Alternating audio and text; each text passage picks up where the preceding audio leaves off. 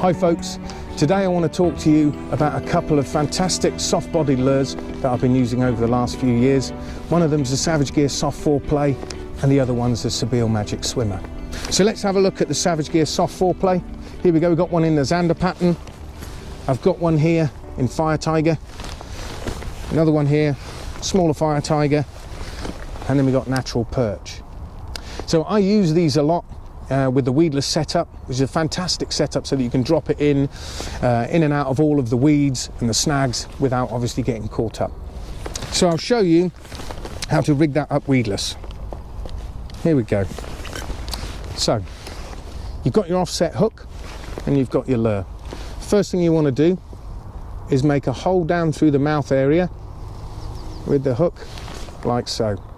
Once you've done that, take that back out, and then this big channel here, you slide the hook up that channel, and then what you want to do, that channel there, you want to bring the point of the hook up through at the back of that channel, like so. Once you've done that, just grab the head of the lure and pull it over the eye of the hook, passing the eye through that hole you'd already made, like so. And there we go, that's the lure set up weedless. You can see the point of the hook sits in that channel nicely. You do get some weights with these lures that can fit on the shank, and then you can put them in different positions to make the lure sink in different ways, either head first or sort of straight down, sinking that way. You can also set them up on a jig head. So this is the smaller one, the smaller Fire Tiger, set up on a jig. Obviously, if there's not too many snags and weeds, this is a great way to fish them. The other option we have is we have the lip sculls. These obviously come in different sizes for the different size lures, and these are great at helping it have more action in the water and help keeping it down in the water layers, obviously with that big lip. So what you do is you get your lure, slide it into the lip scull, and you take your peg and you push it through both sides. Let's get that through there. There we go. So there you go. She's set up with a lip scull. One thing you can also do, which I often do, is use the hook and set it that way. Just gives you a bit more clearance over snags and weeds, etc. Because obviously with that hanging down, it does give you much more of a chance of catching on things. And it doesn't affect your hookup rate with it hooked up here.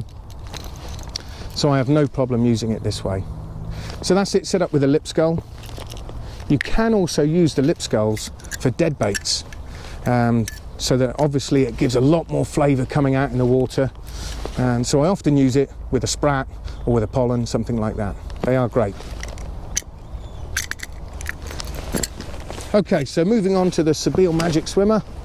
It's a very, very similar lure. It's a lot softer, but you rig it up in exactly the same way. Just take the hook down through there like so, and then feed it up through that channel, like that, and then pull the head over the eye of the hook. There we go. Set up exactly the same way. So you can see this one's got the weights on there.